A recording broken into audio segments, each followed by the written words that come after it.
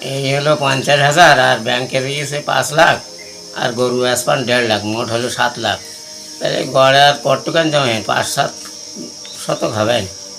না না, কুরবানি তো চলে আসলো, তা কুরবানি টুরবানি ধোয়া না, তুমি তো জমি কিনছাও, তা কুরবানি তো চলে আসলো, তা কি কুরবানির বিষয়ে কিছু ভেবেছাও?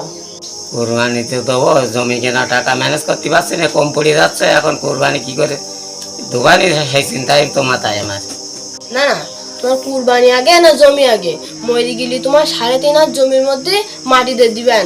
তাই এখন যদি তুমি কুরবানি না দাও, পরকালে গিয়ে তো তোমার এসে সে জমি কাজে লাগবে না কুরবানি কাজে লাগবে তোমার?